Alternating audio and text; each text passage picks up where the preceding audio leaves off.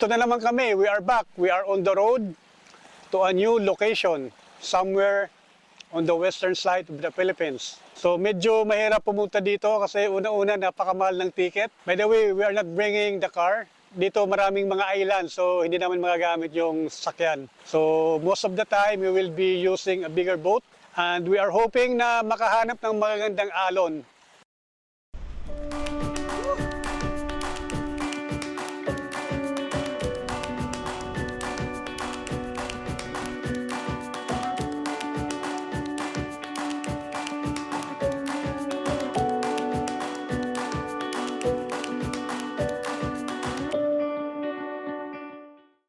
Of course, I'm back with Kuya Abdel.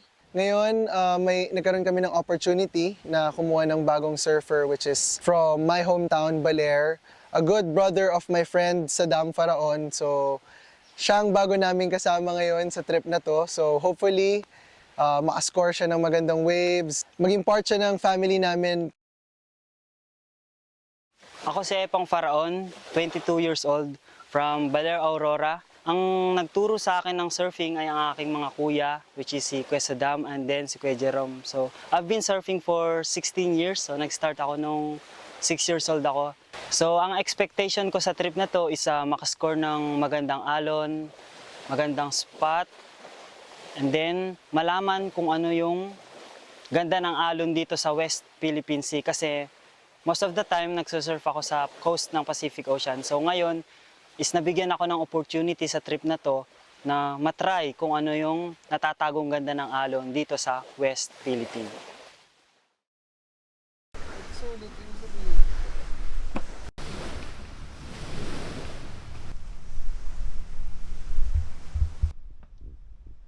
Excited na ako.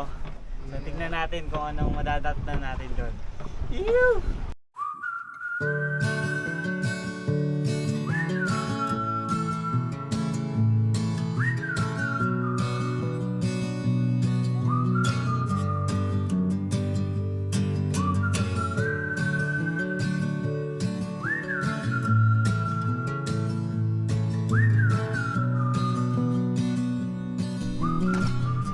So we checked an island that has very good potential.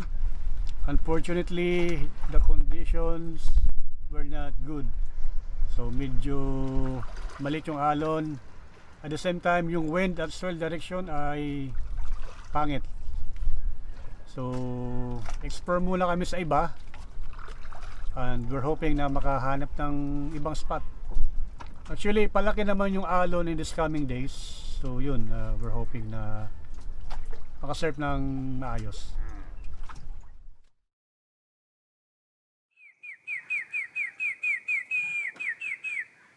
Good morning, magandang umaga.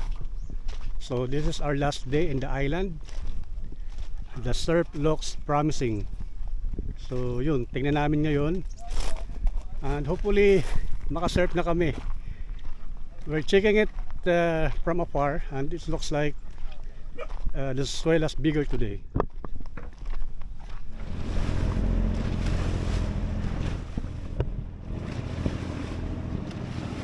Makita? Yeah, it's bigger today.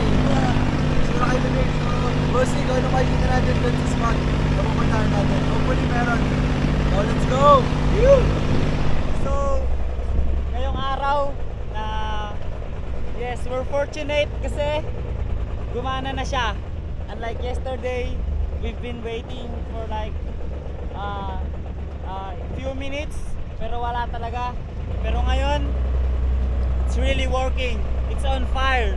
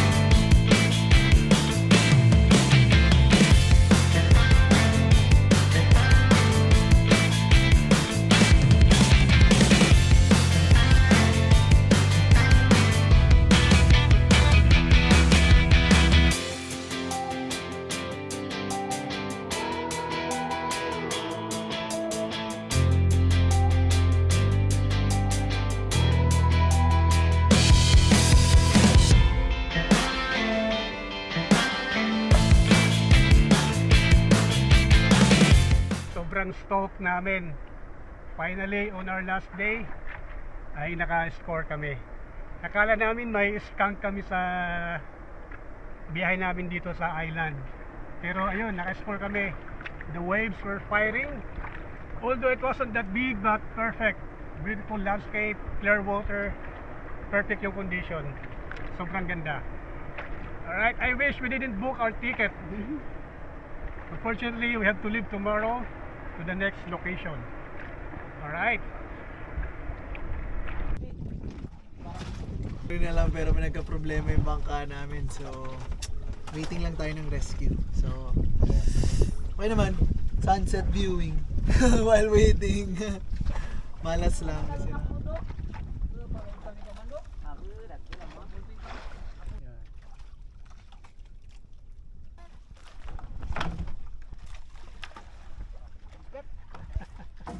Nakarating din.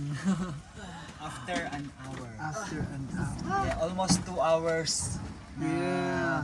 na stuck kami.